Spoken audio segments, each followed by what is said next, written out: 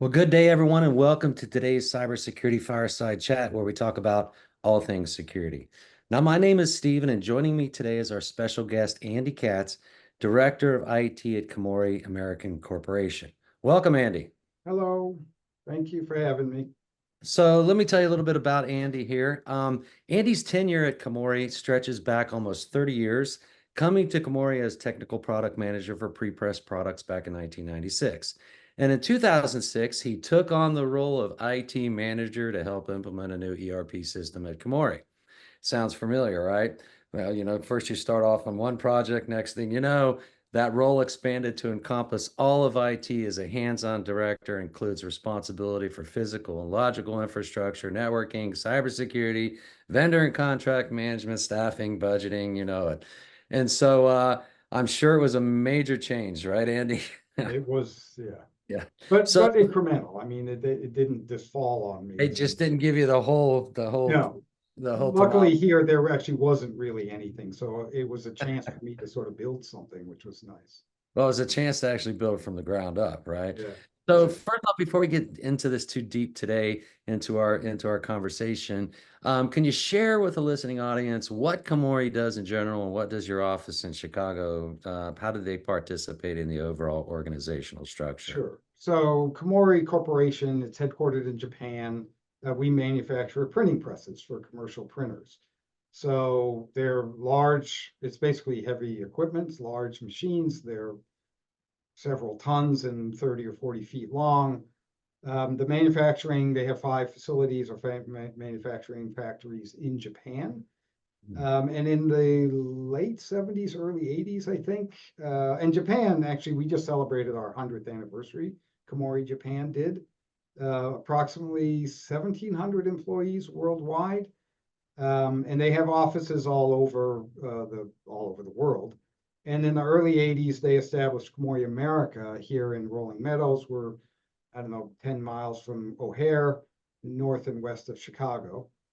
They actually, I think this is the same building. We've always been in this building. And we're essentially the North American headquarters for sales, marketing, parts distribution. We're a parts depot, and also the service. We do dispatch service out of this location. And at the time, it expanded. We were sort of managing a dealer network of that would sell Komori presses.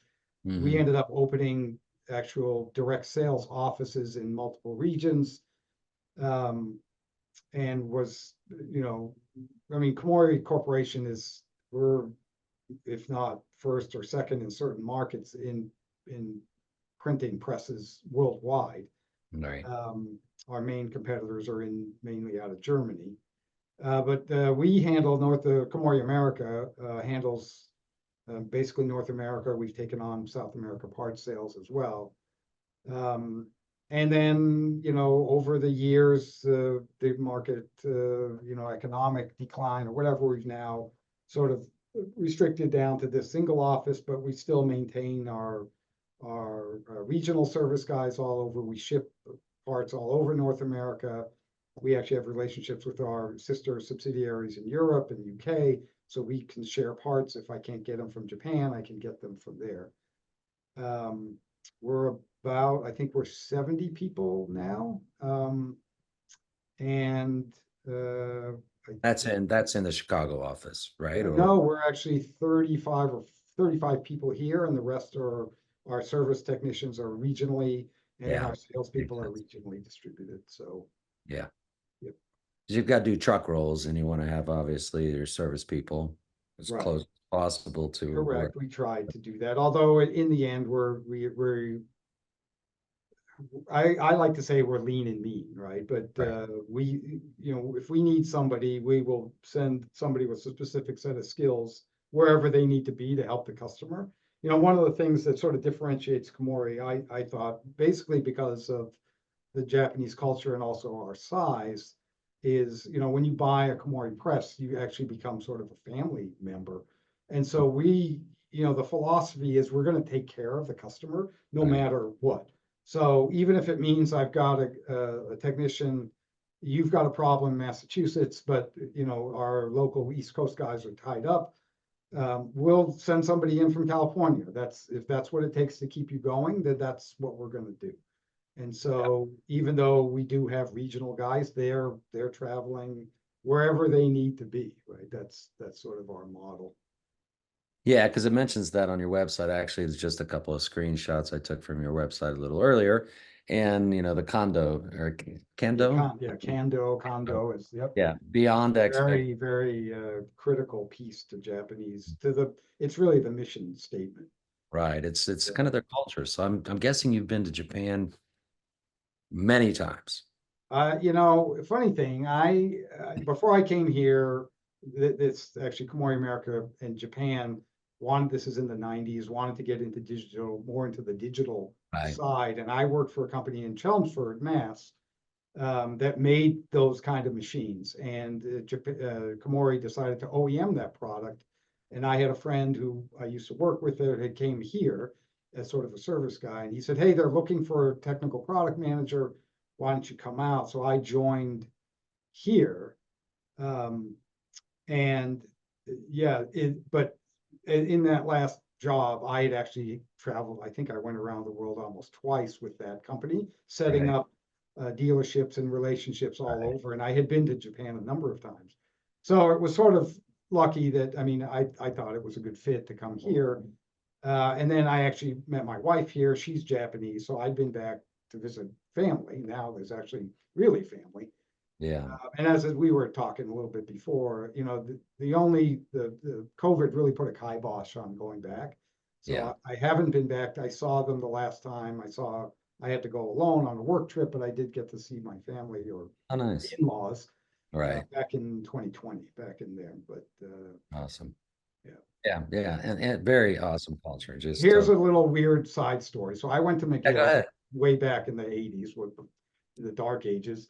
And I didn't know what I wanted to. I was good at languages, so I took an East Asian studies thing. And I was putting together my schedule, and I'm like, oh, I want to take a language, so Japanese or Chinese. And then I looked at it, and no, this class overlaps with that. So I ended up taking Chinese for a few years. And, of course, now, 15, 20 years later, kicking myself, I should have taken Japanese, right? Because I've been working with a company that ended up working with Japan. I'm now full time. And I'm like, my Chinese is essentially useless. I mean, it's sort of fun, but Right. yeah, kicking myself is if I had only known, if you could see the future. So Yeah. I have a little Japanese, but it's mostly, you know, insults and wifely commands on things to do. So That's my too funny. Japanese is somewhat limited. Yeah, that's hilarious. So, kind of shifting around the world of cybersecurity, right? I could go on and hear about the stories of your past forever. But, from your own observations, right? Because you kind of jumped into this thing in like 2006. And, most people could probably tell by my age, I've been around for a number of years. And I actually got involved with the internet back in 1989 when it didn't even really wasn't even called the internet. We used to call it, I think, well, some people called it ARPANET, other people called it, hey, I got a TCP IP circuit. I'm not sure what to do with it, right? So I'm sure, in the environment that you've witnessed, right, some of the changes, just I would imagine they were rather dramatic, but luckily it sounds like they came a little bit at a time. Can you elaborate a little bit on that? Sure. I mean, mine actually, I go back to what I had said about that company in Chelmsford. I got into Macs in 85, so networking, I was good at that. I sort of got that. But when I went to the manufacturing company in Massachusetts, the product base was based in Linux or Unix and some flavor of Right. it. Actually, it was owned by Intergraph. So they was all, they may have even had their own OS at the time. But we were doing I mean, I don't, bulletin boards, I forget. I mean, I was actually on the internet like Yeah. you were, just like that. And it was green screen and it Yeah. was command based and you had to know what you're doing. And look, I'm not a developer. I've never been a coder, but applications, I was able to grasp these things. So I was at the green screen level. And then, even with Macs, you have icons and things are much easier to do. But yeah, it's been a journey because I'm on TikTok and I see the Gen X and the millennials and whatever. And there's actually this one that's quite funny where this guy is probably our age, talks to his daughter about these things that you and I totally recognize. I Right. mean, like a cassette tape player, but even, you know, sort of computer related things that completely in the dark. They've grown up on the internet, Mm. had no idea that, you know, like a tape, I mean, people still use this in industry, but tape drives. Hmm. And I remember one of the early systems I worked on, it was a photo retouching system from HAL Graphics in Germany, and it had a 300 megabyte storage capacity, but it probably weighed 30 pounds. It was a big, giant, looked like a cake platter. It had a series of platters, and then lifting and loading that thing into a giant circular box. It was, I mean, that was 300 megabytes. And now you've got, you know, you've got these things, right? Your terabytes on one of these little things, or like you said, it's gone to, Yeah, for the phone, I'm like the power right? of a phone. And I think about the, you know, as it relates to security, no, there wasn't, no, there were so few people on it, you weren't really thinking about Yeah, hackers. And, you know, actually, from my perspective, starting in Linux was good. Starting in Macs was good because it's sort of inherently secure. When I came here, they had a product that was sort of PC based. So I started to get into PCs more and more. And that's when I started to become aware of these like vulnerabilities. right. And, but even then in the year, this is like mid 90s or so, there wasn't a lot of stuff like we didn't have anything that was actually on the internet, right? Right. And so I didn't really have to worry. It was more about, I mean, someone would have to physically break in or, you know, come into a plant or wherever and plug. And remember, this is pre-laptop days, so Yeah. nobody was lugging around a desktop that they could jack into your network. You pretty much knew when somebody was using a computer. Right. So I think the miniaturization, commoditization of computers, products, and cell phones, I think the iPhone is probably a perfect example of that. Yeah. When everything started to move to the internet, that's when, and I think maybe culturally there was a lag for insecurity, is nobody really thought about Right. it. I think Exactly. that actually still persists a little bit today. Not so much that you don't know about security, but in our case, for example, we thought, well, that's security is really for big companies, right? It's not, we're so small, who would bother to hack into us? So while we did have certain, we had firewalls and we have Mm. antivirus and things like that. It was, you know, it was, yeah, we have to have it, but it was sort of, I don't want to say it was an afterthought, but it certainly wasn't top of mind. It was just sort of, oh, that's what people are doing. I think we should probably do that. But, you know, as we've all seen, right, with the expansion of the internet, it's now everything is connected, and the ability to break into a vulnerability in some kind of operating system or app, um, and to monetize breaking in, Yeah, that's the big. that's been the explosion that, Yeah, yeah, that because people, the hackers have figured out so many different ways of monetizing it, right? That's what ransomware is all about, is right, how can I monetize the foothold that I already have in your network, you know, right, and how can I figure out a way of getting you to pay? You yeah, know, I mean, you know, just really quickly, a couple little anecdotes here. I was looking at an article a few weeks ago, and somebody had said that there was 10 billion stolen passwords. yeah, Somebody had dumped a huge file online of 10 billion stolen passwords. And I'm like, well, there's only 8 billion people on the planet. And half of those people are probably may not even need the right, internet or use the internet. And I'm like, that's a lot of stolen passwords. So, you know, passwords, I mean, I don't know. It's almost like why? And then, you know, then you hear about the largest telecom in the US just a couple weeks ago, yeah, huge breach. I guess between sometime in May and sometime on October 2022, records of every call and every text message was stolen. And so, you know, in the early days of this cyber crime problem, everybody was like, "Oh, you got to get credit monitoring. You know, you got to pay a crediting monitoring service. You got to watch all your accounts. You got to do all these other things." But today it's really about I myself personally, I just get identity theft insurance. It's like I right, know that people already have all my data. You know, they probably got everything right, they all about me. So it's just a matter of now, I just need to have $1 million policy in case somebody Exactly. steals my identity and does a bunch of malicious things. So, when you think about it from your perspective at Komori, what are some of the greatest threats to like the organizations, and then kind of what you've experienced firsthand? You've shared a few things, and now we're in a public audience. It's up to you whether you want to share any of these things or how you want to share them. But what can you tell us about some of the things that you guys have experienced? And you said, why would anybody attack a smaller company? Right. I mean, that was my blind spot, I think, was, I mean, it's not, I don't think private information, but we had an incident 3 years ago. Mhm. And the thing that kills me is on my list of projects was, oh, I want to do an internal security review. Hire someone to come in and just see, how we're Active Directory, and see how we are. And it always kept going. Something else always came up, and so Right. I never did it. And I was actually talking to 2 or 3 companies getting bids. And then we had this incident, and I actually called up one of the companies that was bidding, and I said, "Hey, can you help us?" And they became our incident response. And I think from a threat perspective, and as I think about it, it was either a phishing link. I think it was phishing. I think that is actually still the biggest thing, is that human element. So Yes. in the aftermath of that, this company helped us. We were like 7 or 8 layers deep now in security.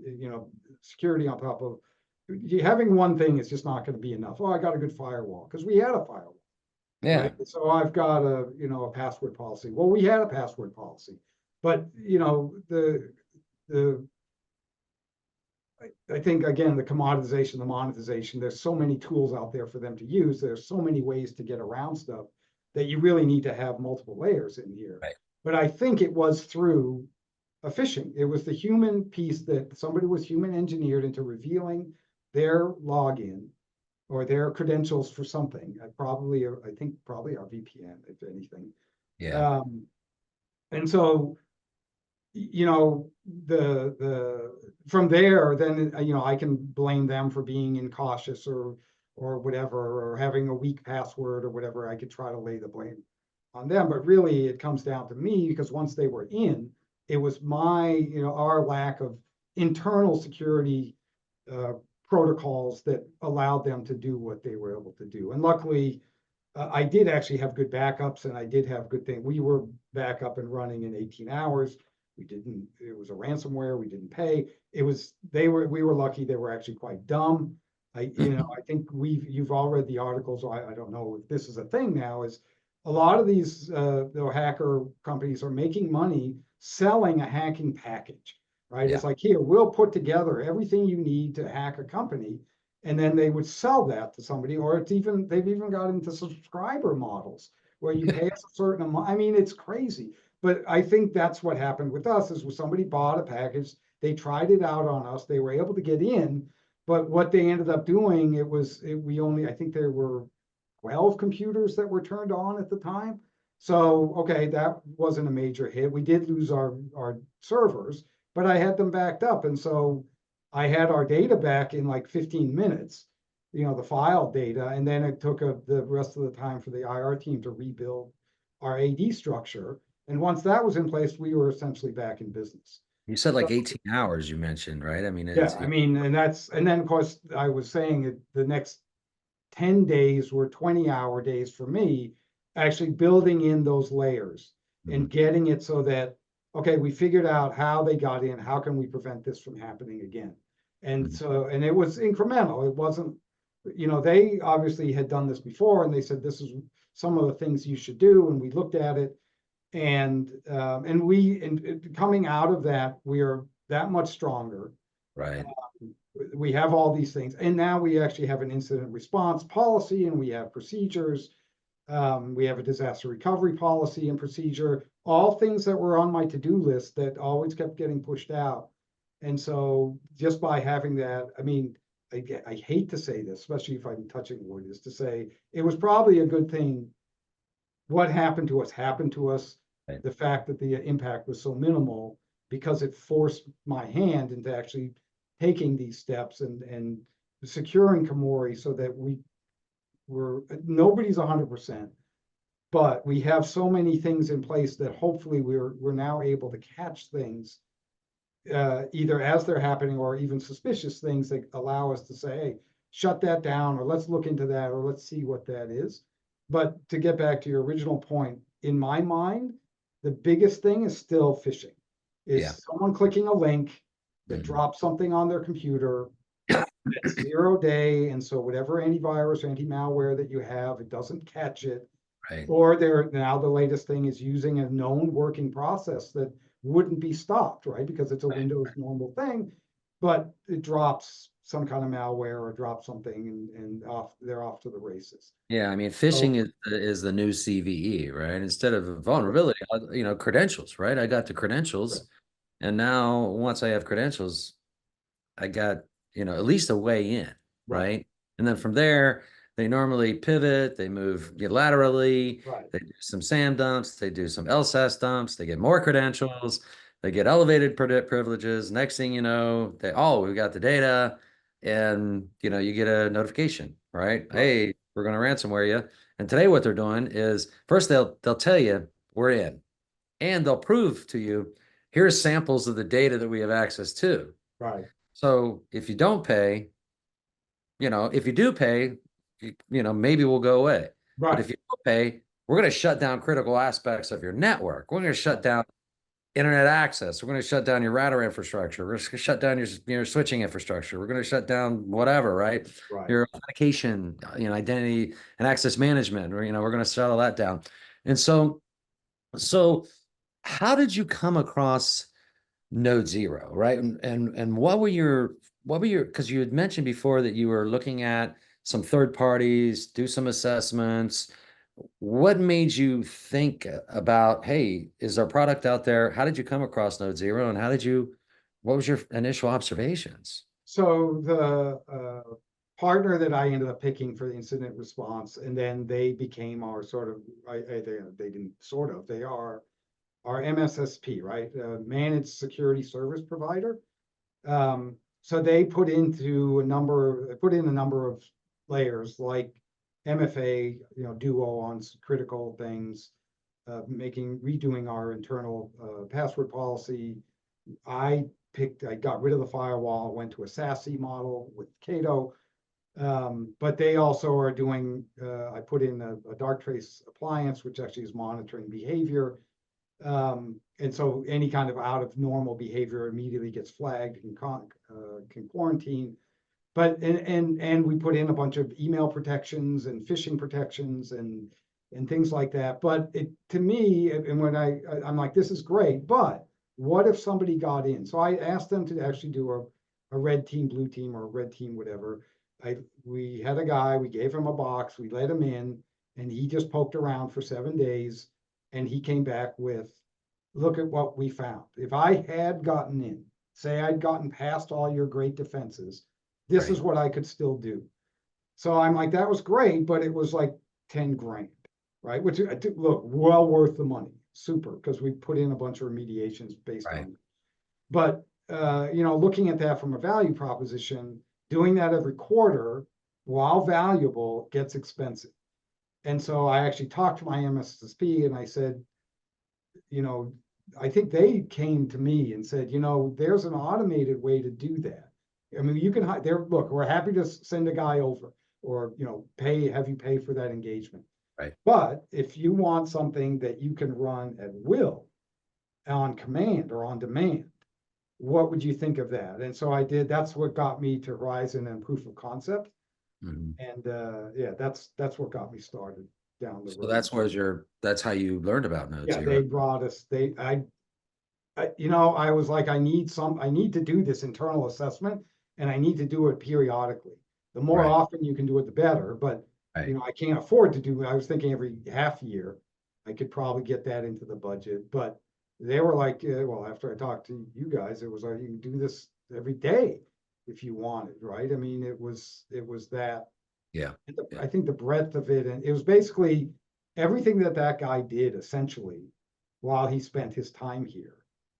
I could just queue up and run at will On Node Zero, right? Yeah, with Node Zero. Yeah. yeah, yeah. And so you got your hands on Node Zero, and first time, you basically open up the package, right? You're like, okay, let's launch it. Yeah. So, any interesting things that you discover? Sometimes it's like, not all that interesting because we secured everything last time. Other times it's like, wow, we missed that. Anything that come to mind? Actually, the first run we found, and I think somebody might have mentioned it to us, maybe the guy during the red team or Hmm. intrusion detection or internal pen test, was all the SMB that we had, all the Yeah, SMB, open SMB, unsigned SMB. He found a ton of that, and he was able to leverage that. You can actually, when it sends things back, it hashes it, but it's easily crackable hash. yeah, So just by an SMB, they could get credentials. And we found, and they actually found some credentials that were in the clear, just based on inter-network communication between devices, not yeah, anything going out to the internet, just you guys, the Node Zero found these things and right away. So that now we had a program to start shutting those down. And what right, I liked about it was you could run that pen test and then you could run another one, compare and do a comparison. Like right. you would compare one test to the other one. It would say, we found it, oh, it's gone. Found, oh, it's gone. Oh, you Yeah, know what? We found something else. And so, you shut these down, but we either didn't shut this down, or it's a known thing and you're like, I'm okay with that, or it's right. something new. And that's actually good because it's the one thing after having the guy come in, you found these things. Oh, we've closed those holes. Something is happening every day. So anything could happen that could reopen or either reopen or open. And if you only did it every half year, well, that thing could have been open for a half a year and could have been exploited by someone that got in, right? So if you can run it I'm trying to do it every quarter. I was trying to do it every month. Is you're going to catch those things more quickly and shut them down, or you'll find a device that, oh, I had a GPO that would shut off SMB, but it for some reason didn't apply. Well, you'd find that stray machine that could have been a great target for somebody.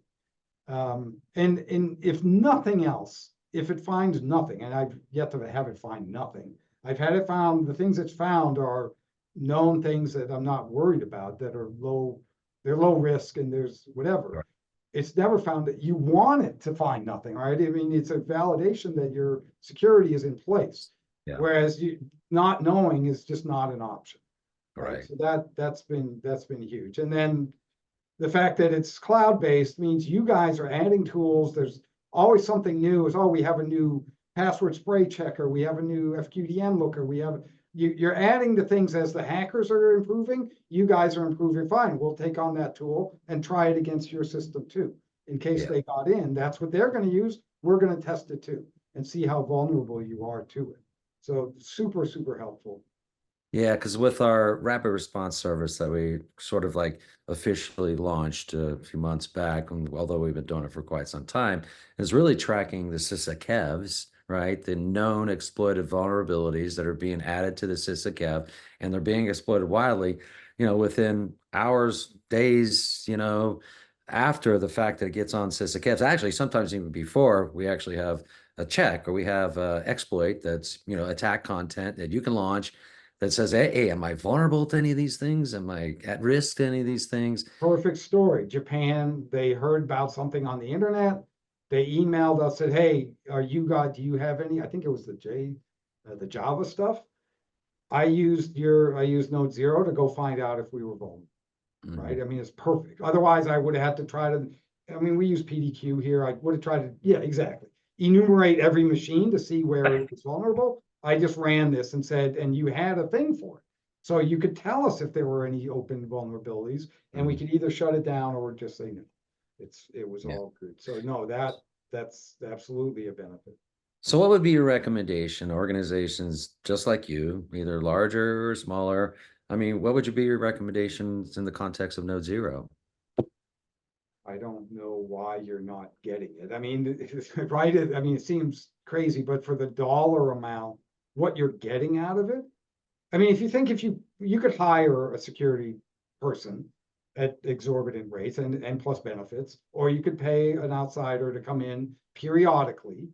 But I mean, you're talking hundreds of thousands a year versus paying for a subscription for a service that you can run at will. You can even schedule and run it at will. Is why wouldn't you do that?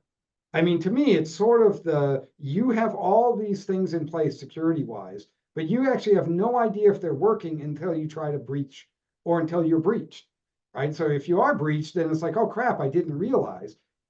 So the real last piece of it, it's sort of like, what was I thinking about is if you don't, if you measure it, but you don't look at your measurements or you can't control it, if you don't look at it, then all that data, all those layers are useless. Like if you don't test it, it's useless. If you don't prove they work. Correct, right? I have it, but that doesn't mean I'm protected. You actually have to test it. Yeah. And so to me, you either hire someone to test it, pen test it, you hire a company to pen test it, or you try to find an automated tool that'll do it for you, right? So we talked about this before, is the number of big companies that don't have something like this. I don't understand why they don't even have the layers of security in place that people are able to get through even to that level.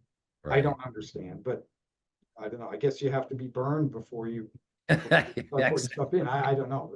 Yeah, you have to take your medicine first, right? Right. But I mean, that could be painful pill to swallow. I mean, Exactly. yeah. Well, hey, I know we're just about out of time. This has been absolutely fantastic conversation, Andy. You're a great guy, and I just love listening to you. And certainly many thanks to yourself as well as the listening audience today. And to learn more about Komori America, you can visit their website at komori-america.us. And if you have any questions about Horizon 3, don't hesitate to send us an email at info@Horizon3.ai. And if you'd like to sign up for a free trial of Node Zero, that's always available. You can find that out about our website. Any last final comments, Andy? Anything you'd like to share? Do the proof of concept. You'll see it was super easy. I mean, you were mentioning one quick thing was the Docker. I've never done anything with Docker. Your stuff all drops in Docker containers. So cool. Yeah. I just do it. Do a proof of concept. You don't like it, fine. It doesn't cost you anything but time. Yeah. I think you'll be impressed. Yeah, you will. Yeah, you will. All right. Well, take care, everyone. Super. Thank you, everybody. Yeah, and enjoy the rest of your day. Yep. Thank you.